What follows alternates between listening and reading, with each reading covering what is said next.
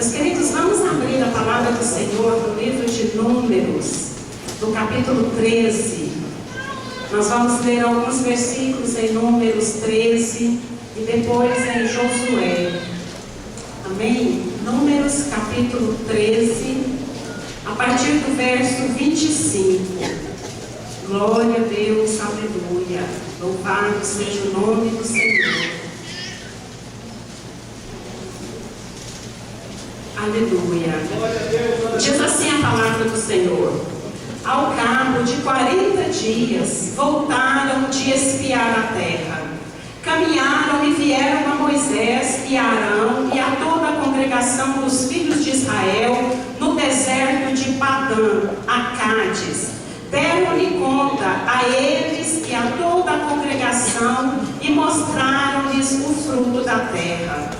Relataram a Moisés e disseram: fomos à terra a que nos enviastes, e verdadeiramente mana leite e mel. Este é o fruto dela. O povo, porém, que habita nesta terra é poderoso, e as cidades muito grandes e fortificadas. Também vimos ali os filhos de Anak. Os amalequitas habitam na terra do Neguebe. Os heteus, os jebuseus e os amorreus habitam na montanha. Os cananeus habitam ao pé do mar e pela ribeira do Jordão. Então Caleb fez calar o povo perante Moisés e disse: eia, subamos e possuamos a terra, porque certamente prevaleceremos contra ela. Porém os homens que com ele tinham subido disseram: não poderemos subir contra aquele povo, porque é mais forte do que nós. E diante dos filhos de Israel infamaram a terra que haviam espiado, dizendo: a terra pelo meio da qual passamos a espiar é terra que devora os seus moradores, e todo o povo que vimos nela são homens de grande estatura. Também vimos ali gigantes. Os filhos de Anak são descendentes de gigantes, e éramos aos nossos próprios olhos como gafanhotos, e assim também o éramos aos seus olhos. Vamos abrir em Josué, no capítulo 6, os versos de 1 a 5.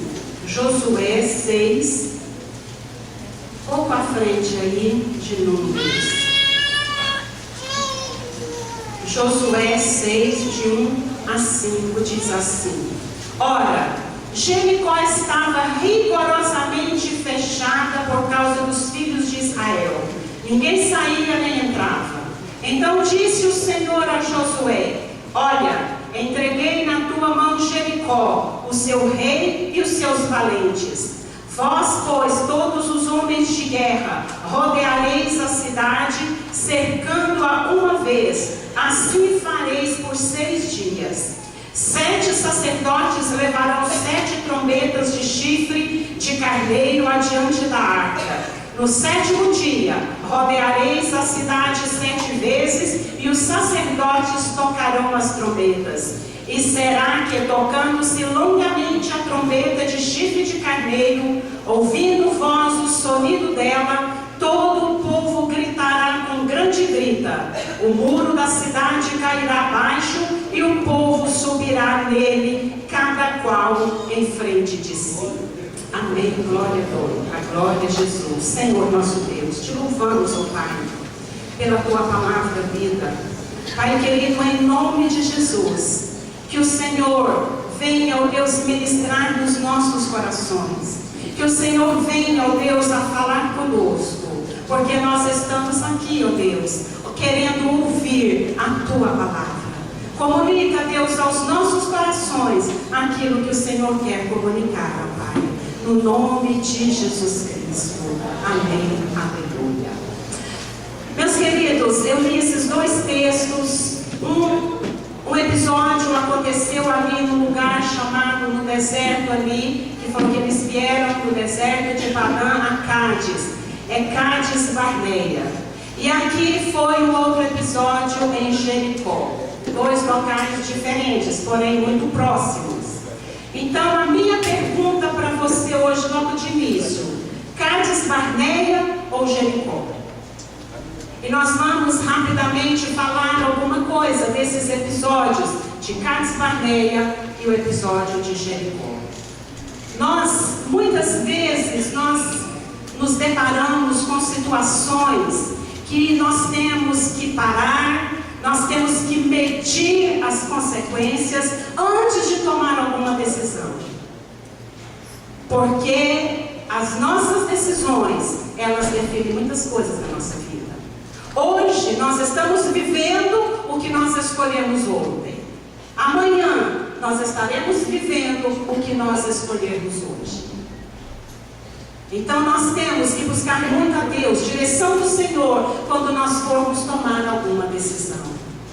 Eu me lembro, alguns anos atrás, quando eu estava perdendo a minha visão, e eu fui ao médico oftalmologista, e ele, depois de fazer vários exames, algumas pessoas aqui sabem disso, eu fui diagnosticada e o médico disse: você tem uma infecção muito forte nos seus olhos, uma está mais acentuada em um, se nós não cuidarmos vai passar para o outro, porque eu já estava perdendo um dos meus olhos, não estava quase que enxergando dele. E ele falou: e o que já foi provocado aí é irreversível. Você vai fazer alguns exames, porque de 3 enfermidades você tem uma delas. Ou você está com sífilis, ou você está com tuberculose, ou você está com toxoplasmose. Eu não sabia que era menos pior, vamos dizer assim, né?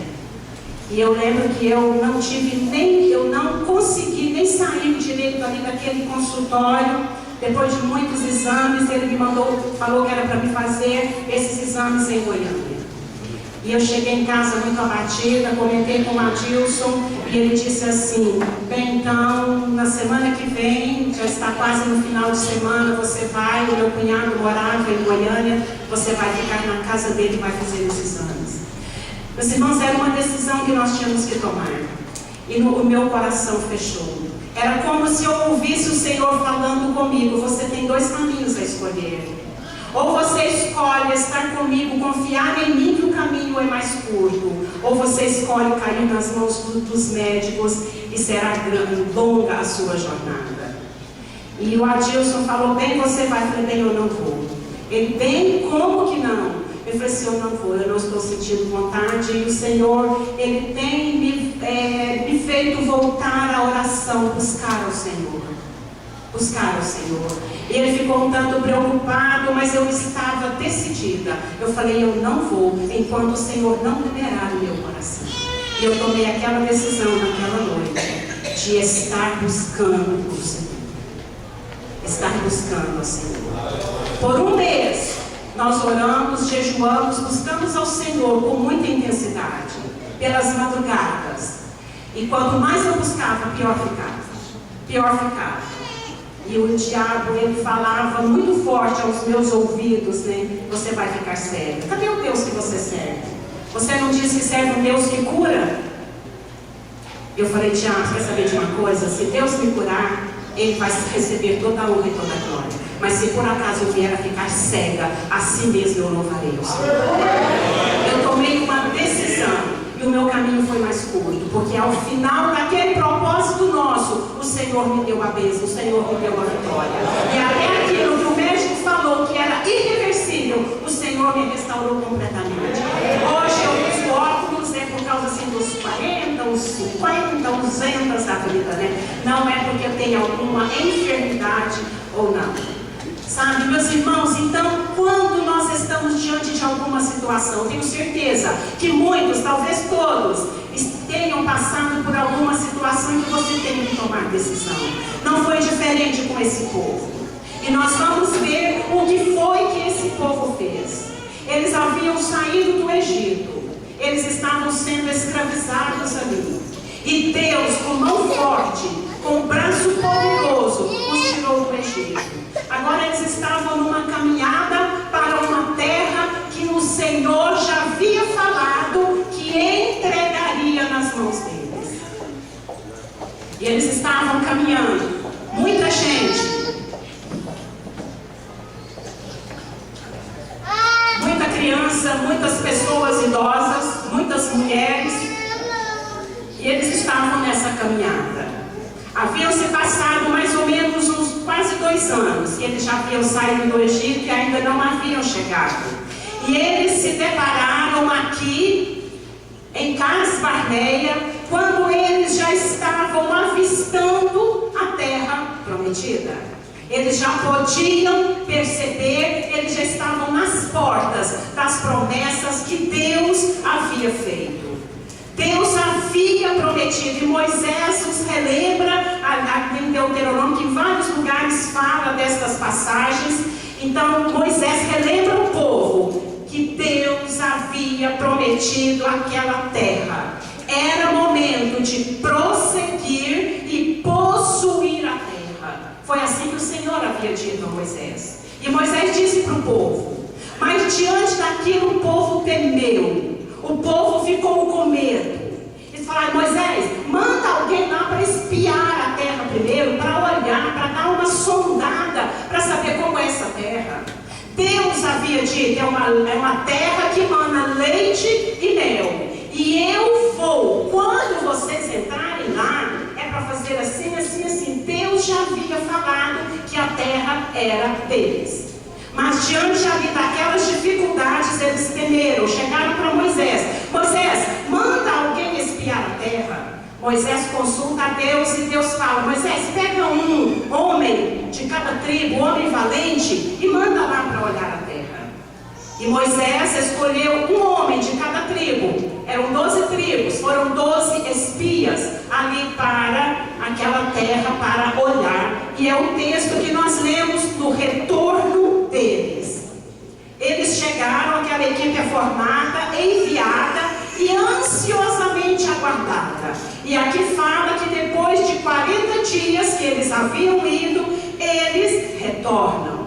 E esse povo estava muito ansioso, era como sem terra hoje, né? Eles estavam andando e querendo terra. Eu tenho certeza que muitos ali haviam feito planos. Nós vamos ter o nosso pedaço de terra, vamos criar os nossos filhos, ali nós vamos fazer assim, sabe? Eu imagino assim, a ansiedade desse povo em querer o seu lugar, de parar aquela peregrinação, aquele andar no deserto que não é fácil. Não era fácil o que eles estavam fazendo ali. Então era o sonho da casa própria, era o sonho do terreno, era o que eles estavam sonhando ali. Mas os obstáculos começaram a aparecer. Quando aqueles espias voltam e começam a relatar aquilo, o desânimo caiu sobre aquele povo. E agora? Onde estava o Deus da promessa? Como enfrentar todos esses obstáculos? E nós vamos ver aqui algumas coisas que esse povo fez que não foi do agrado do Senhor. Independentemente das circunstâncias, nós devemos confiar em Deus. Independente das circunstâncias, nós devemos acreditar, confiar em Deus. Se nós colocarmos no lugar desse povo, nós também poderíamos até sentir um pouquinho de medo desse relatório, ou talvez muito, eu não sei, né? Com um relatório desse, lá só tem gigante, lá só tem gente grande, os homens lá são enormes. Esse povo estava vindo de um lugar que eles eram escravos, eles não foram treinados como soldados, eles não eram homens de guerra. Eles eram escravos do Egito e agora eles estavam ali no deserto. Agora, o que vai acontecer? Os meus sonhos, os meus projetos. O primeiro erro deles, eles abandonaram a fé e apegaram à incredulidade. Abandonaram a fé e apegaram à incredulidade. Eles não começaram mais a crer naquilo, que aquilo seria possível. Quando o problema surgiu, eles esqueceram as palavras de Deus, que Deus já havia falado que aquela terra era deles. Era só entrar e possuir. Deus ainda não havia dado a eles a estratégia da conquista. Antes que Deus desse a estratégia, eles já se precipitaram. Não, esse trem não vai dar certo. Não, esse negócio não vai dar certo, não. Eles deixaram que o relatório de alguns, de 10 pessoas, tirasse toda a visão que eles tinham, roubasse do coração deles a palavra de Deus. Como nós temos que ter cuidado com aqueles que chegam para nós para roubar a nossa fé, para minar em nós a confiança em Deus. Nós temos que ter muito cuidado. Eles abandonaram a fé e apegaram a incredulidade. Eles tiraram os olhos de Deus e colocaram os olhos no tamanho do inimigo. Eles desviaram o olhar. Eles tiraram de Deus e colocaram no inimigo. Quando nós desviamos o olhar do Senhor e começamos a olhar os obstáculos, eles se agigantam à nossa frente. É tudo tão grande, é tudo tão difícil.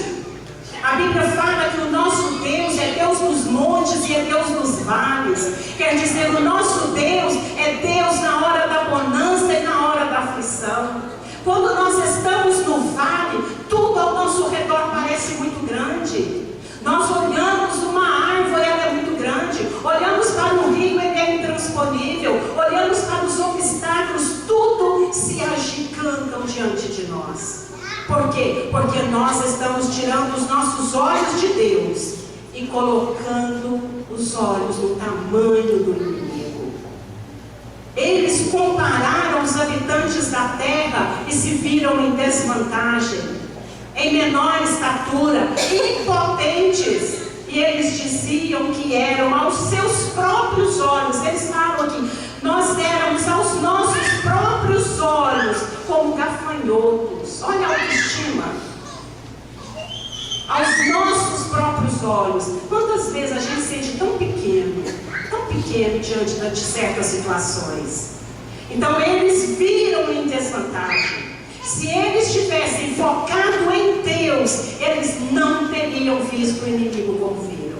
Assim como Josué e Caleb. Eles vão para ele: nós vamos possuir a terra. E eles eram um número maior, né? Nós não vamos conseguir. Eles são gigantes, eles são isso. Então, eles começaram, eles esqueceram o que Deus havia dito para eles. Aquela palavra havia sido roubada do coração deles. Quando nós olhamos para Deus e confiamos nele, meus queridos, ele transforma gigantes em gafanhotos. E gafanhotos em gigantes. Sabe? Eu vejo assim. O problema que eu fui diagnosticada era um gigante. Imagina, tuberculose, sífilis, toxoplasmose. Meu Deus, mas quando eu comecei a buscar o Senhor, foi uma guerra travada. Mas daí para frente aquele problema começou a diminuir diante de mim. Eles não fizeram isso. Eles começaram a olhar para eles mesmos. Nós somos gafanhotos e eles gigantes. Como o gafanhoto vai lutar contra um gigante? Eles esqueceram, eles tiraram os olhos de Deus. Nós temos que ter muito cuidado com isso. Quando nós tiramos os nossos olhos de Deus e focamos no problema, Deus parece que não é capaz de resolver para nós. Ou nós queremos dar um jeitinho para Deus e ensinar: meu Deus, se o Senhor fizer assim, assim, assim, vai dar certo. É verdade? Às vezes nós queremos dar instruções para Deus, ao passo que nós devemos estar colocando nas mãos dele. Em todos os nossos erros, como isso aqui não foi diferente, houve uma consequência, a consequência da incredulidade desse povo. Qual foi ela? Não entraram na terra prometida. Em Números 13, a partir do verso 20, fala isso. Eles não entraram. Deus se irou contra aquele povo. Ele se irou. Nós só temos a perder. Presta atenção nisso. Nós só temos a perder quando nós desviamos os nossos olhos do Senhor. Leva os olhos para os montes. De onde me virá o socorro? Meu socorro vem do Senhor. Quando nós tiramos os olhos do nosso Deus, nós só temos a perder. Apenas 2 daqueles homens viram aqueles obstáculos com os olhos de Deus: Josué e Caleb. pensa. Os dois, os únicos daquela geração que entrou naquela terra. Por quê? Porque Deus honra aqueles que confiam nele. Deus honra aqueles que confiam. Esse povo era um povo de memória curta, porque eles já haviam visto tantos milagres. Eles já haviam visto o poder de Deus ali no Egito. Eles já haviam visto os milagres que Deus havia feito ali no deserto. Deus acabara de abrir o Mar Vermelho e eles passaram a pé enxuto. Eles tiveram fome, Deus mandou o maná. Eles tiveram sede, Deus fez de uma rocha sair água. Eles quiseram comer carne, Deus manda codornizes e dá carne para aquele povo. E Deus havia dito: eu vou te dar aquela terra. E eles lá na hora não acreditam.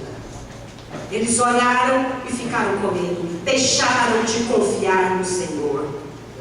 Eles poderiam ter falado: sim, Senhor, eu tenho medo, eu estou com medo, eu sou pequeno, mas nós confiamos no Senhor. Nós somos pequenos, mas o Senhor é grande, e sob a tua bandeira nós prosseguiremos. Mas eles não fizeram isso. Eles pararam. Moisés já havia dito que o Senhor iria diante deles, lutaria por eles, como fez no Egito. Ainda falou dessa forma com eles. E eles não acreditaram. E as consequências foram muito grandes. E Deus se irou desse povo e disse para Moisés: até quando? Até quando me provocará este povo? E até quando esse povo não vai crer em mim? Deus queria destruir todos eles e começar um outro povo. Mas Moisés intercedeu por eles, como todos nós conhecemos a história, e Deus não destruiu. Mas a murmuração e a incredulidade custou um alto preço.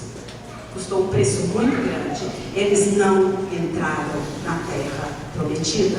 Tudo isso porque eles focaram em suas próprias forças, no tamanho desprezível que eles tinham, e deixaram de confiar em Deus. Eles preferiram ouvir o relatório do pessimismo daqueles espias com as suas próprias interpretações e deixaram de confiar em Deus para dar ouvidos. Você, meu querido e minha querida, tem alguma promessa de Deus na sua vida? Amém? Eu também tenho. Muitas. Se você tem promessas de Deus, eu te digo, confia. Confia. Porque o Deus que prometeu, Ele é poderoso para tudo. Amém? A Bíblia fala que Deus não é um homem para que minta.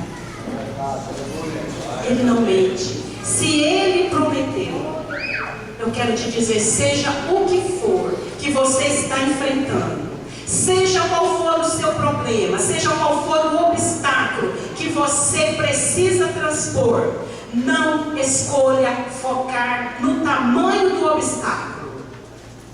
Coloque os seus olhos no tamanho do Deus que você serve. Não deixe de ouvir a voz de Deus para ouvir as vozes pessimistas ao seu redor. Não deixe. Se aquele cego ali de Jericó fosse ouvir as vozes ao seu redor, ele não teria alcançado a vitória.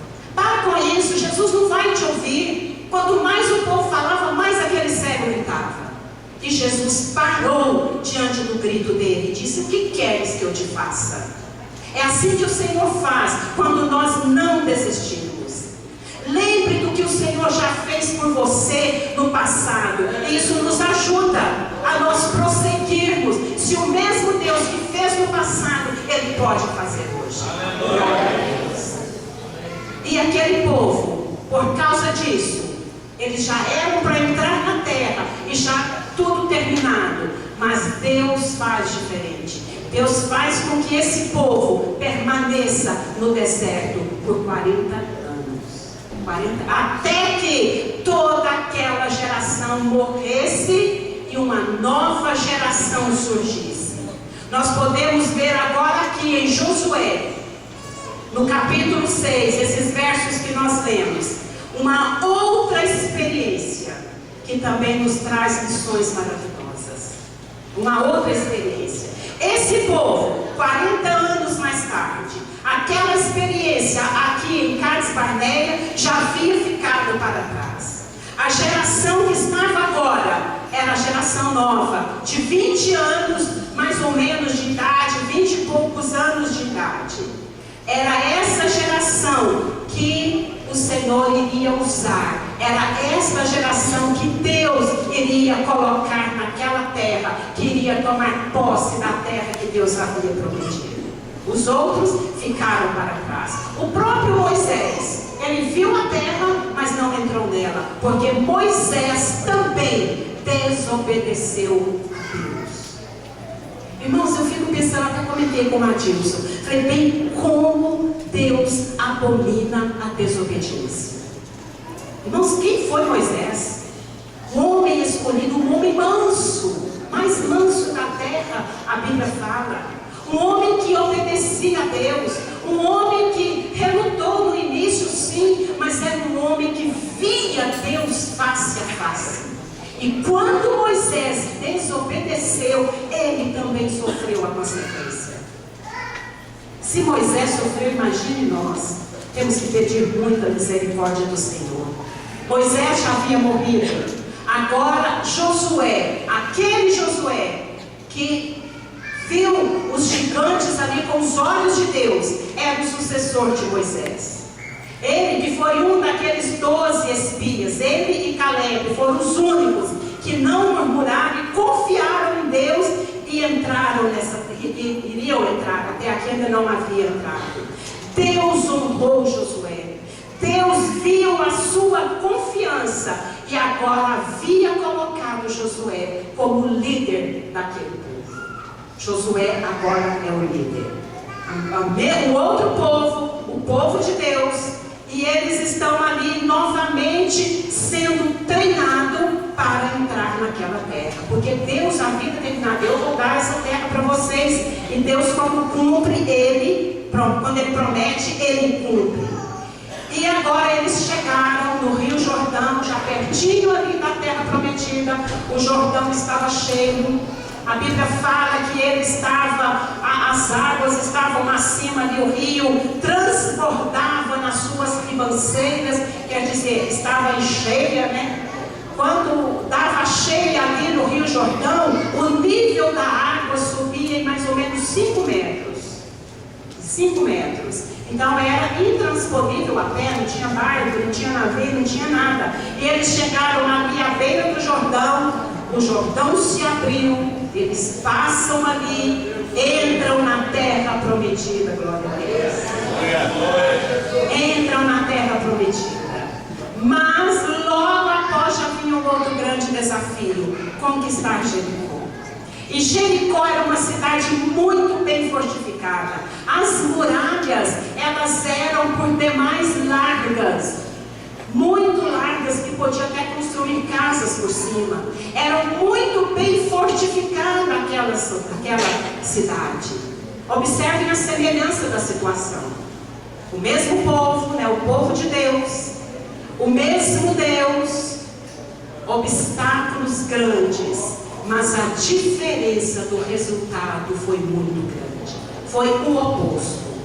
Primeira coisa, quando eles passam, antes de conquistar Jericó, Deus manda que toda aquela geração, todos aqueles homens fossem circuncidados. Por que eles seriam circuncidados? Porque a circuncisão era uma maneira de relembrarem que eles pertenciam exclusivamente a Deus. Eles tinham que lembrar, eles tinham que ser preparados.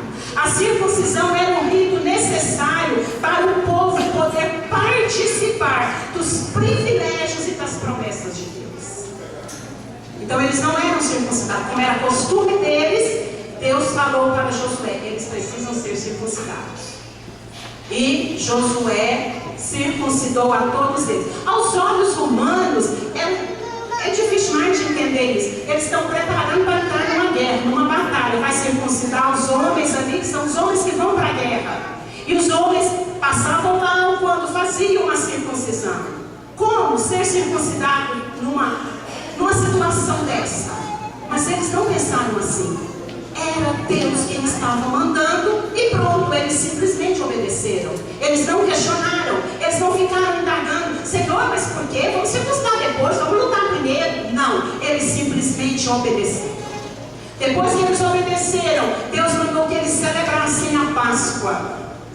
Por que celebrar a Páscoa? Porque, meus queridos, era o fim do deserto. Glória a Deus. Eles iriam entrar na terra, eles não iriam mais precisar do maná no deserto, porque agora eles iam entrar na terra que manava leite e mel. Glória a Jesus. Era um ritual de passagem. Eles iriam deixar de receber o maná e iriam comer o fruto daquela terra. O maná era símbolo do deserto. O deserto terminara e uma nova fase de vida passaria a experimentar.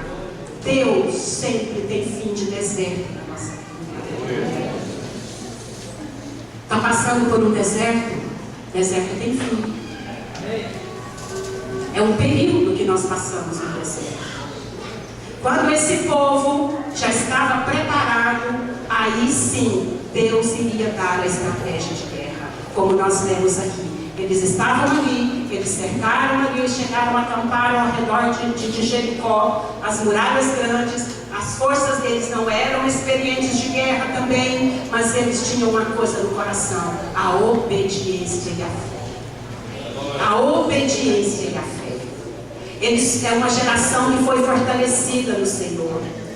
Aquela abertura ali no Rio Jordão, eles fortaleceram a fé. Eles viram que Deus havia feito por eles o mesmo maná. Deus dava água e eles creram. E Deus falou para eles: olha, Josué, fala para o povo. E era um povo obediente ao seu líder. E Moisés, você sempre vê eles questionando Moisés. Quando chegou na frente do Mar Vermelho, eles corriam para Moisés: Moisés, e agora? Nós estamos aqui, você trouxe a gente para morrer. Aí Moisés ia consultar Deus. Deus fala: Moisés, por que você clama a mim? Fala para o povo que marche. Manda esse povo andar. É na caminhada que eu vou abençoar. E esse povo aqui, eles não iam muito a Josué. Eles confiavam na palavra que Deus dava a Josué. E eles obedeciam. Aquele plano era meio estranho. Como é que vai ganhar uma guerra em silêncio? Deus falou para eles: vocês não vão gritar, vocês não vão fazer bagunça, vocês não vão falar nada. Vocês vão rodear a cidade 1 dia, 2 dias, 6 dias vocês vão rodear. No 7º dia, vocês vão rodear 7 vezes. E aí sim, vocês vão gritar. E eu vou dar a vitória. Era uma estratégia estranha, mas era Deus quem estava mandando. E eles foram obedientes às ordens de Deus. Eles não reclamaram, eles não murmuraram, eles apenas obedeceram. E começaram dando as voltas ali que ele havia. E em silêncio. Muitas vezes é a hora de nós silenciarmos. A hora de gritar tem a hora certa. Muitas vezes nós ganhamos as nossas batalhas no silêncio. Eles obedeceram. Eles foram pacientes e perseverantes na ordem recebida.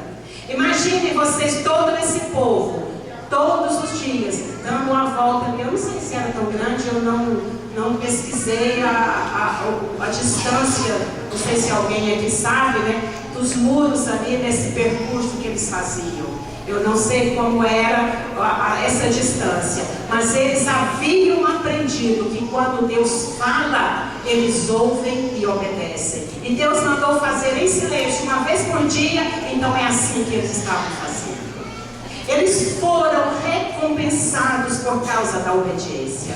O dia chegava, o 7º dia, eles deram as 7 voltas. E agora o silêncio daria lugar ao barulho.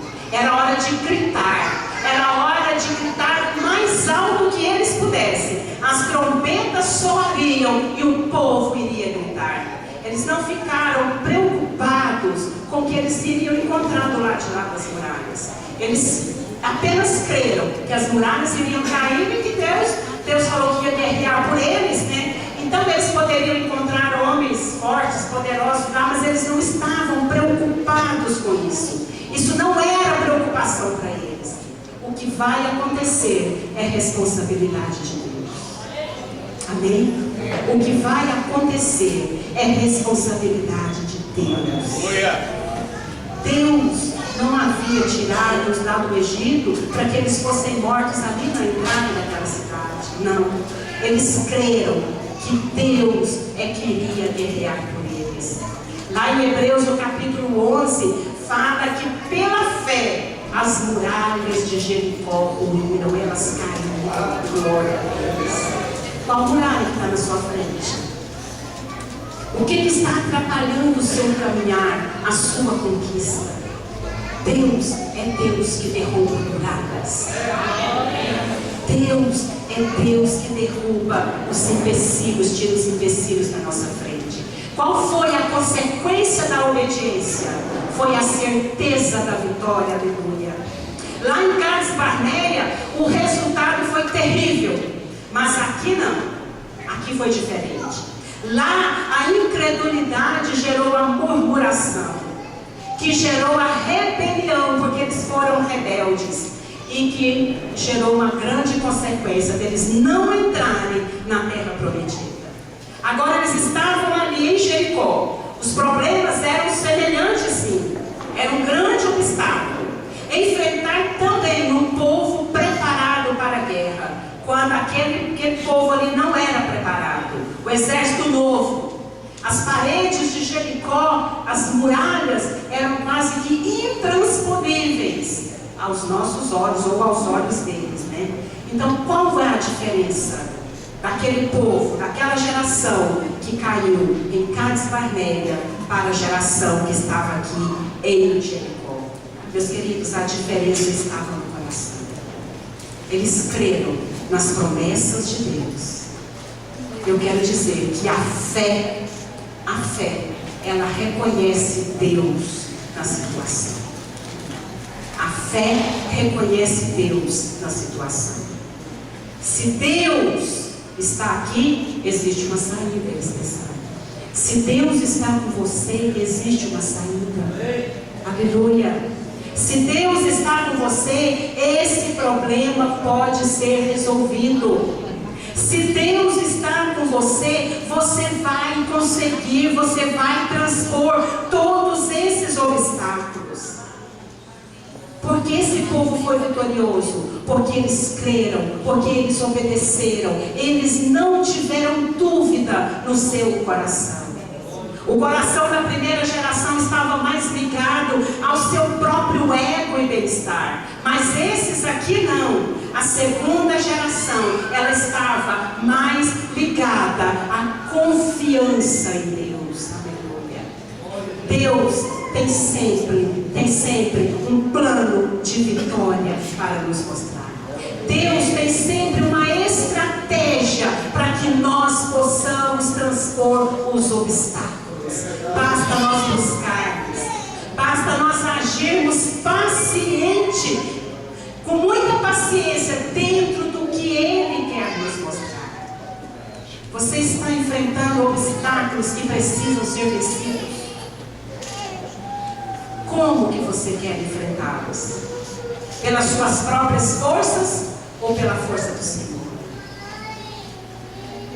Você está olhando o tamanho da sua luta, do obstáculo, da muralha que está na sua frente, ou você está olhando para o tamanho do Deus que você serve? Você já se sentiu um perdedor, uma perdedora? Eu já. Se você já se sentiu assim, então você não é diferente de Davi. O homem que foi escolhido por Deus, foi ungido para ser rei de Israel, teve que ser humilhado, perseguido, caluniado por Saul, morar no deserto. Não foi um dia, não foi 2 dias, não foi um mês, nem 2 meses, foram vários anos. Ele teve que estar fugindo, ele teve que estar escondendo, como se ele fosse um criminoso, até que o deserto terminou. Esse mesmo Davi buscou a Deus, orou, jejuou, cobriu-se de cinza, vestiu roupas de saco, orou pelo seu filho. conseguiu a vitória? O seu filho morreu. Ele perdeu? Isso foi uma perda? Sim, foi uma perda muito grande. Mas a vitória de Davi, sabe qual foi? Foi como ele enfrentou essa perda e como Deus o consolou. Então ele não foi perdedor. Deus estava com ele. Então muitas vezes as coisas não acontecem como eu quero. A conquista muitas vezes não é como eu quero, mas é como Deus quer. E se é do jeito de Deus, é o melhor jeito, é a melhor vitória, é aquilo que Ele tem para nós. E Deus nos ajuda, Deus nos conforta, Deus passa conosco. A conquista está em sair do senso de derrota. Eu não posso viver a minha vida sendo derrotada. Por quê? Porque algo me aconteceu. Ser confortado por Deus é descobrir os planos que Ele tem para nós através daquilo que nós estamos passando. Aleluia, glória a Deus. Durante a dor de uma derrota, eu posso concentrar ou no tamanho da derrota, ou concentrar no tamanho do Deus para livrar-me e para curar-me da dor daquela derrota. Irmãos, esse é o Deus que nós servimos, é um Deus de vitória, sim. Ele tem prazer em nos dar. Mas quando aquilo que nós almejamos, se nós não alcançamos, Ele também é Deus que passa conosco, que cura, que nos ajuda e que nos dá, não nos deixa ser derrotados, mas que Ele nos levanta e diz que nós somos mais do que vencedores em Cristo Jesus. Você pode escolher ficar em Cades Barneia ou seguir para Jericó. Mas eu quero te dizer, não escolha o caminho mais longo. Esse caminho que era muito curto. O caminho da confiança e da fé é mais curto. Ele nos poupa de lutas. Esse povo poderia ser poupado das lutas ali do deserto.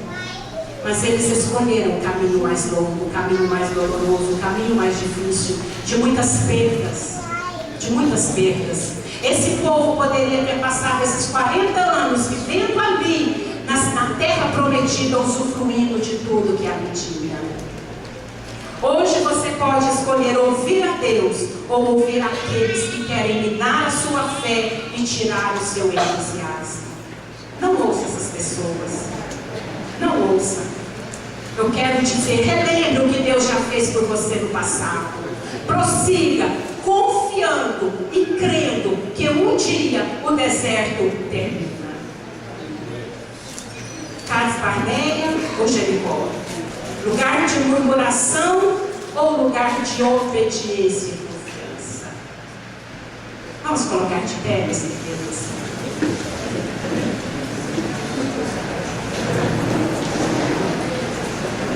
Qual é o obstáculo que você está passando? Qual é a luta? Qual é o desafio? Qual é a muralha? Qual é o gigante que está à sua frente? Esse problema para você se agiganta cada vez mais. Eu quero desafiar você. Olhe para Deus.